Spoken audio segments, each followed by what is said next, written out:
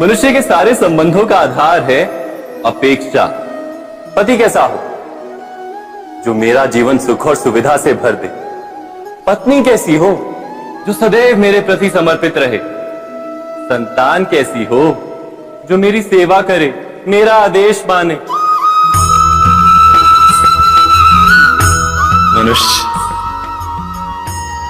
मनुष्य उसी को प्रेम भी कर पाता है जो उसकी अपेक्षा पूर्ण करता है। और अपेक्षा की तो नियति है भंग होना। कैसे?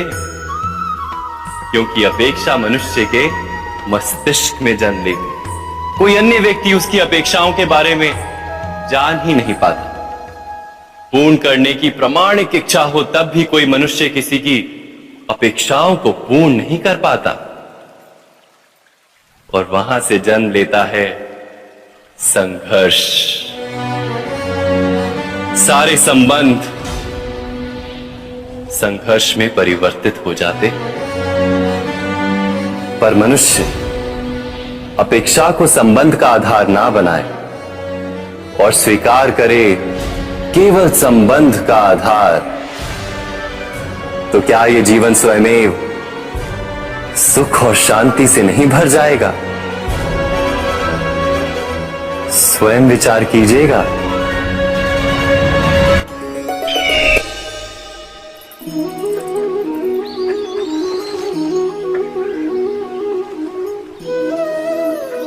समय के आरंभ से ही मनुष्य को एक प्रश्न सदा पीड़ा देता है कि वो अपने संबंधों में अधिकतम सुख और कम से कम दुख किस प्रकार प्राप्त कर सकता है। क्या आपके सारे संबंधों ने आपको संपूर्ण संतोष दिया है? विचार कीजिए। हमारा जीवन संबंधों पर आधारित है। हमारी सुरक्षा संबंधों पर आधारित है। इसी कारण हमारे जीवन के सारे सुखों का आधार भी संबंध है। किंतु फिर भी हमें संबंधों में ही अधिकतर दुख क्यों प्राप्त होते हैं? सदा ही संघर्ष भी संबंधों से ही उत्पन्न क्यों हो जाते हैं? कभी विचार किया है? जब कोई व्यक्ति किसी अन्य व्यक्ति के विचार अथवा कार्य को स्वीकार नहीं करता, उसमें परिवर्तन करने का प्रयत्न करता है, तो संघर्ष जन्म लेता है। अर्थात जितना अधिक अस्वीकार उतना ही अधिक संघर्ष, और जितना अधिक स्वीकार उतना ही अधिक सुख। क्या ये वास्तविकता नहीं?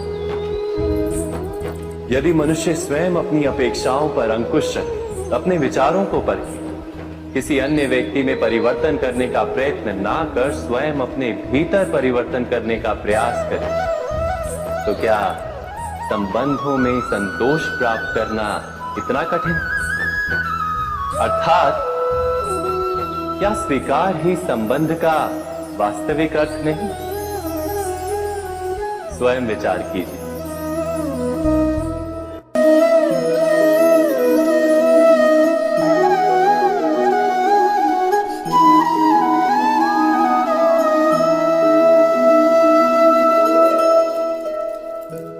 जब किसी व्यक्ति को किसी घटना में अन्याय का अनुभव होता है, तो वो घटना उसके अंतर को झकझोर देती। समस्त जगत उसे अपना शत्रु प्रतीत होता है। अन्याय लगने वाली घटना जितनी बड़ी होती है, मनुष्य का हृदय भी उतना ही अधिक विरोध करता है। उस घटना के उत्तर में वो न्याय मांगता है, और ये योग्य भी है। वास्तव में समाज में किसी भी प्रकार का अन्याय व्यक्ति की आस्था और विश्वास का नाश है। किंतु ये न्याय क्या है? न्याय का अर्थ क्या है? अन्याय करने वाले को अपने कार्य पर पश्चाताप हो, और अन्याय भुगतने वाले के मन में फिर से विश्वास जगे समाज के प्रति। इतना ही अर्थ है ना न्याय का। किंतु जिसके हृदय में धर्म नहीं होता, वो न्याय को छोड़कर बैर और प्रतिशोध को अपनाता है। हिंसा के बदले प्रतिहिंसा की भावना लेकर चलता है। स्वयं भोगी हुई पीड़ा से कहीं अधिक पीड़ा देने का प्रयत्न करता है और इस मार्ग पर चलते अन्याय को भुगतने वाला स्वयं अन्याय करने लगता है। शीघ्र ही वो अपराधी बन जाता है, अर्थात न्याय और प्रतिशोध के बीच बहुत कम अंतर होता है और इसी अंतर का नाम है धर्म। क्या ये सत्य नहीं? स्वयं विचार कीजिए। दो व्यक्ति जब निकट आते हैं तो एक दूसरे के लिए सीमाएं और मर्यादाएं निर्मित करने का प्रयत्न अवश्य करते हैं। हम यदि सारे संबंधों पर विचार करें तो देखेंगे कि इन सारे संबंधों का आधार यही सीमाएं हैं जो हम दूसरों के लिए निर्मित करते हैं। और यदि अनजाने में भी कोई अन्य व्यक्ति इन सीमाओं को तोड़ता है तो उसी क्षण हमारा हृदय क्रोध से भर जाता है। इन सीमाओं का वास्तविक रूप क्या है? क्या हमने कभी विचार किया? सीमाओं के द्वारा हम दूसरे व्यक्ति को निर्णय करने की अनुमति नहीं देते, अपना निर्णय उस व्यक्ति पर थोप देते, अर्थात किसी की स्वतंत्रता का अस्वीकार करते हैं। और जब स्वतंत्रता का अस्वीकार किया जाता है तो उसका हृदय दुख से भर जाता है और जब वो सीमाओं को तोड़ता है तो हमारा हृदय क्रोध से भर जाता है। क्या ऐसा नहीं होता?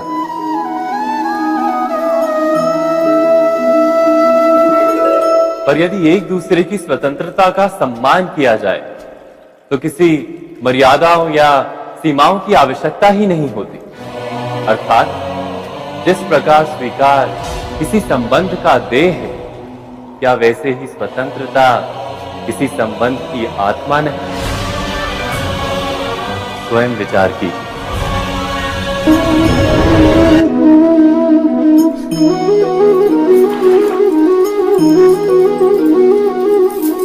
पिता सदा ही अपने संतान के सुख की कामना करते हैं, उनके भविष्य की चिंता करते रहते हैं।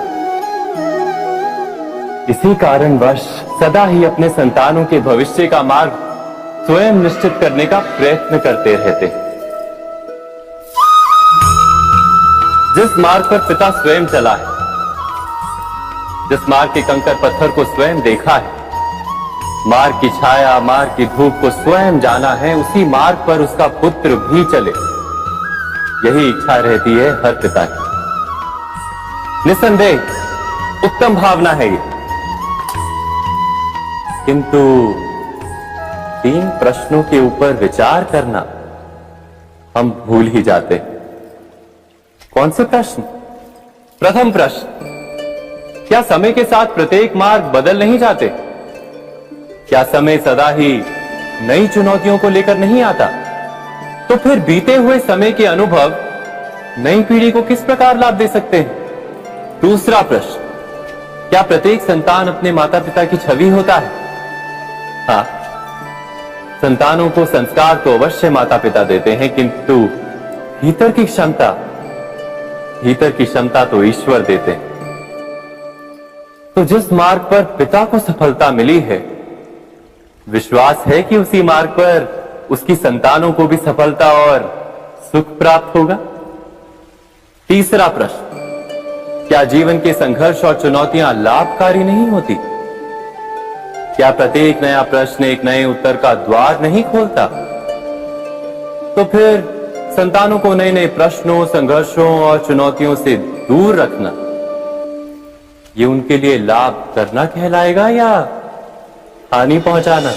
अर्थात जिस प्रकार संतान के भविष्य का निर्माण करने के बदले उसके चरित्र का निर्माण करना श्रेष्ठ है, वैसे संतानों के जीवन का मार्ग निश्चित करने के बदले उन्हें नए संघर्षों के साथ जूझने के लिए मनोबल व ज्ञान देना अधिक लाभदायक नहीं होगा? स्वयं विचार कीजिए। सबके जीवन में ऐसा प्रसंग अवश्य आता है कि सत्य कहने का निश्चय होता है हृदय में, किंतु मुख से सत्य निकल नहीं पाता। कोई भय मन को घेर लेता है। किसी घटना अथवा प्रसंग के बारे में बात करना या फिर स्वयं से कोई भूल हो जाए उसके बारे में कुछ बोलना, क्या ये सत्य है? नहीं, ये तो केवल तथ्य है। अर्थात जैसा हुआ था वैसा केवल बोल देना सामान्य सी बात है। किंतु कभी कभी उस तथ्य को बोलते हुए भी भय लगता है। कदाचित किसी दूसरे की भावनाओं का विचार आता है मन, दूसरे को दुख होगा ये भय भी शब्दों को रोकता है। तो ये सत्य क्या है? क्या हमने कभी विचार किया है?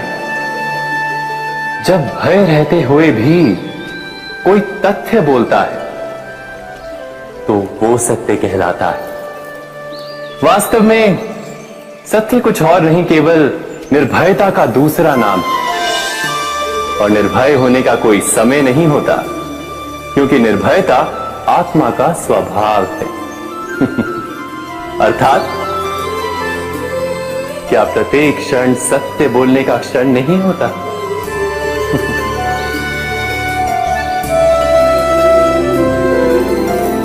स्वयं विचार कीजिए। जब भी किसी की आशा और इच्छा भंग होती है तो उसका हृदय क्रोध से भर जाता है। जिस व्यक्ति को वो अपना अपराधी समझता है उसे दंड देने का प्रयत्न करता है। पर क्या हमारी इच्छा या आशा का भंग होना क्या सदा ही किसी का अपराध होता है? इच्छाओं के अपूर्ण रहने के तो कई कारण हो सकते हैं। कुछ तो संजोग के कारण अधूरी रह जाती हैं और कुछ नियति के कारण।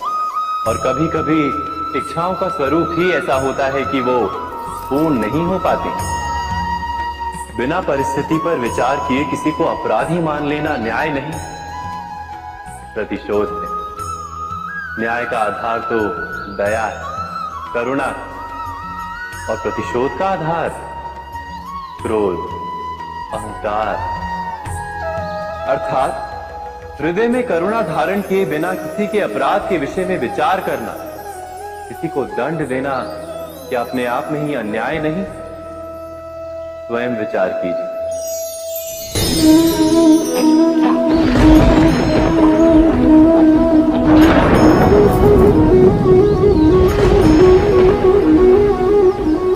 सपनों और पूर्वाभासों के आधार पर हम भविष्य के सुख दुख की कल्पना करते हैं। भविष्य के दुख का कारण दूर करने के लिए हम आज योजना बनाते हैं।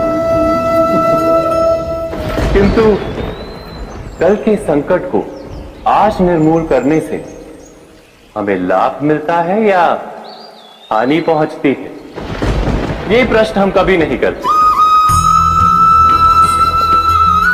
सत्य तो ये है कि संकट और उसका निवारण साथ जन से, व्यक्ति के लिए भी और सृष्टि के लिए भी।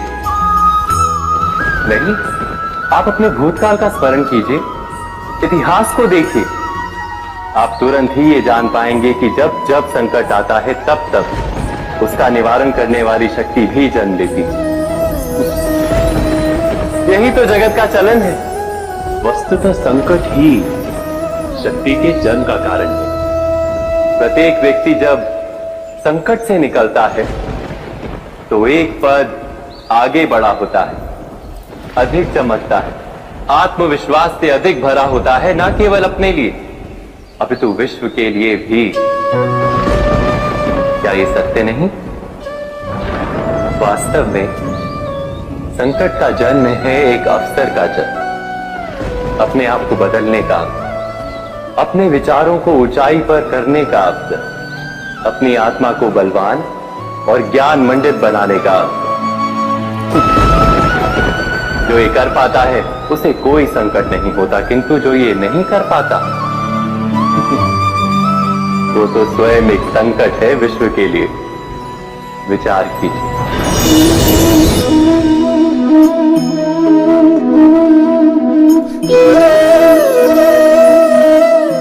परंपरा में धर्म बसता है और परंपराएं ही धर्म को संभालने का कार्य करती हैं, ये सत्य है।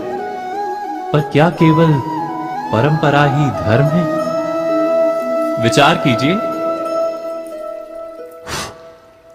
सत्य तो यह है कि जिस प्रकार पाषाण में शिल्प होता है, उसी प्रकार परंपरा में धर्म होता है।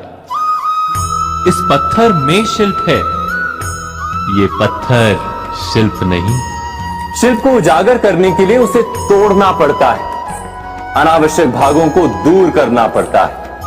ठीक उसी प्रकार परंपराओं में धर्म ढूंढना पड़ता है। जिस प्रकार इंद्र पूजा की परंपरा को तोड़कर गोवर्धन पूजा का धर्म ना ढूंढा जाता, तो यादवों को उनकी मुक्ति का मार्ग नहीं मिल पाता।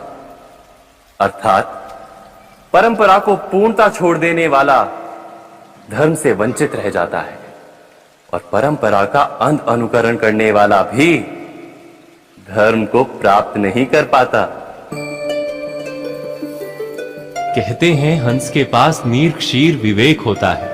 दूध में मिले पानी को छोड़कर केवल दूध ही ग्रहण करता है। तो क्या सच्चा धर्म प्राप्त करने के लिए हृदय में ज्ञान से जन्मा विवेक आवश्यक है?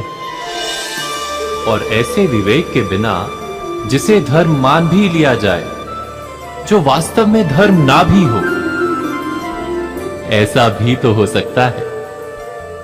स्वयं विचार कीजिएगा।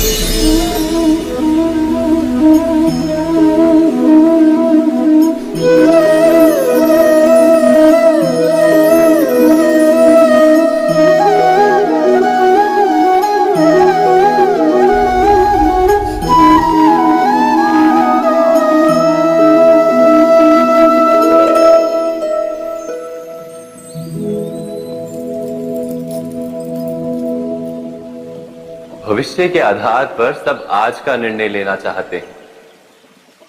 भविष्य में सुख मिले, भविष्य सुरक्षित हो, ऐसे निर्णय आज लेने का प्रयत्न रहता है सबका। आप अपने जीवन को देखिए।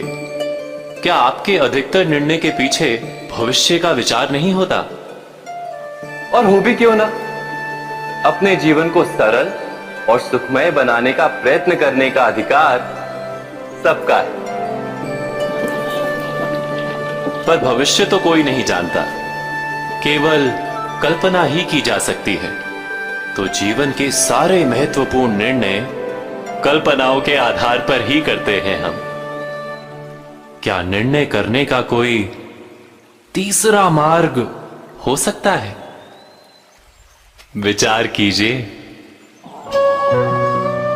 सारे सुखों का आधार धर्म है, और वो धर्म मनुष्य के हृदय में बसता है। तो प्रत्येक निर्णय से पूर्व स्वयं अपने हृदय से ये प्रश्न अवश्य पूछ लेना कि ये निर्णय स्वार्थ से जन्मा है या धर्म से। क्या इतना पर्याप्त नहीं? भविष्य के बदले धर्म का विचार करने से क्या भविष्य अधिक सुखपूर्ण नहीं होगा? स्वयं विचार कीजिए। व्यक्ति को जब उसके अपराध का दंड मिलता है, तब कभी कभी उस न्याय को देखकर मन कचोटता है। प्रश्न उठता है हृदय में कि जब वो अपराध हुआ था, तब व्यक्ति भिन्न था। उसके पश्चात उसने इतने पश्चाताप किए, स्वयं में इतना परिवर्तन किया, फिर उसे दंड क्यों मिले? पर जहां आघात होता है, वहां प्रत्याघात भी होता है। जैसा कर्म वैसा फल। यदि किसी को प्रेम दोगे तो सुख प्राप्त होगा, यदि किसी की हत्या करोगे तो मृत्यु दंड मिलेगा। जैसा कार्य वैसा ही न्याय। तो फिर प्रायश्चित और पश्चाताप का कोई मूल्य नहीं है? अवश्य है मूल्य। प्रायश्चित और पश्चाताप मनुष्य की आत्मा को बलवान करता है। आने वाले दंड को स्वीकार करने के लिए मनुष्य को तैयार करता है। अर्थात बिना प्रायश्चित के दंड स्वीकार करने का कोई मूल्य है? स्वयं विचार कीजिए।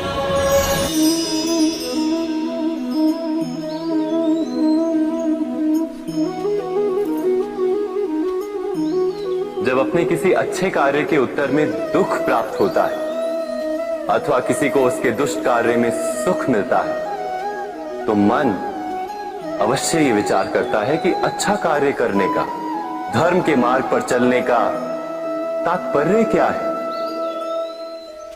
पर दुष्ट आत्मा को क्या प्राप्त होता है ये भी देखिए। दुष्टता करने वाला हृदय सदा चंचल रहता, अकुलाता रहता, मन में सदा नए नए संघर्ष उत्पन्न होते, अविश्वास उसे जीवन भर दौड़ाता है। क्या ये सुख? जबकि धर्म पे चलने वाले, अच्छा कार्य करने वाले, सच्चरित्र व्यक्ति का हृदय शांत रहता है, परिस्थितियां उसके जीवन के सुख में बाधा नहीं बनती, समाज में सम्मान और मन में संतोष रहता है सदा। अर्थात अच्छा बर्ताव भविष्य में किसी सुख का मार्ग नहीं, अच्छा बर्ताव स्वयं सुख, अथवा बुरा बर्ताव भविष्य में किसी दुख का मार्ग नहीं। अधर्म उसी क्षण दुख उत्पन्न करता है, धर्म से सुख नहीं, धर्म स्वयं।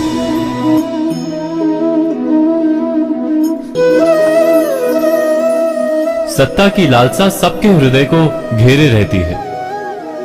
प्रत्येक व्यक्ति अपना एक राष्ट्र निर्मित करने का प्रयत्न अवश्य करता है, फिर वो राष्ट्र कुरु राष्ट्र की भांति बहुत बड़ा हो या फिर अपने परिवार तक सीमित हो, वो सत्ता प्राप्त करने का प्रयास अवश्य करता है। किंतु सत्ता का वास्तविक रूप क्या है? क्या हमने कभी विचार किया है? एक मनुष्य जितने अधिक लोगों के जीवन को प्रभावित कर सके, जितने अधिक लोगों के जीवन की स्वतंत्रता पर अंकुश रख सके, उतनी ही अधिक सत्ता का अनुभव करता है वो। सत्ता का वास्तविक रूप ही है अन्य के जीवन पर स्वयं का प्रभाव। किंतु क्या वास्तविक प्रभाव प्रेम, दया, करुणा और धर्म से निर्मित नहीं होता? जब भी मनुष्य कठोरता और अधर्म से सत्ता प्राप्त करने का प्रयत्न करता है, तब वो दूसरों के हृदय में विरोध अथवा विद्रोह को जन्म देता है, और परिणाम कुछ इस प्रकार। हां, कुछ समय के लिए वो स्वयं को प्रभावी और शक्तिशाली अवश्य पाता है, किंतु वो वास्तविक सत्ता नहीं। यही कारण है कि भृगु और वशिष्ठ जैसे ऋषियों की आज भी पूजा की जाती है, रावण और हिरण्यकशिपु की नहीं। इस पर तो आप विचार अवश्य करें। सत्य कहा ना?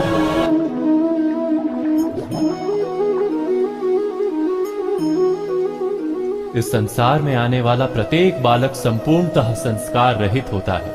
उसके अंतर पर ना किसी अच्छे संस्कार के चिन्ह अंकित होते हैं, ना ही बुरे संस्कार के। अर्थात जन्म से बालक में ना कोई गुण होता है और ना ही कोई दोष। तो ये दोष अथवा गुण किस प्रकार प्राप्त होते हैं? क्या हमने कभी विचार किया है? जो बात माता पिता के मुख से निरंतर सुनी जाती है, वही बात उनकी संतानों के हृदय का संस्कार बनती है। जैसे किसी गांव में नदी तट तक एक पगडंडी बन जाती है केवल उस मार्ग पर बार बार चलने के कारण। अर्थात माता पिता के हृदय की इच्छाएं उनकी संतानों के हृदय का दोष अथवा गुण बनकर जन्म लेती हैं। क्या ये सत्य नहीं?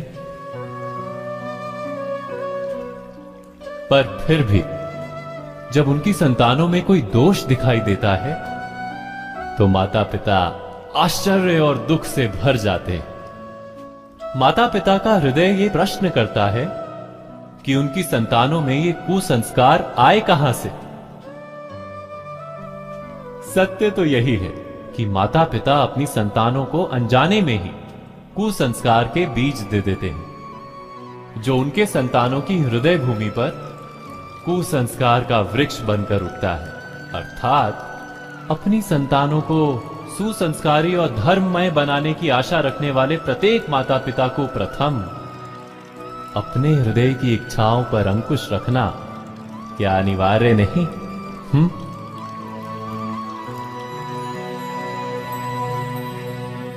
प्रत्येक माता पिता इस पर विचार अवश्य कीजिएगा।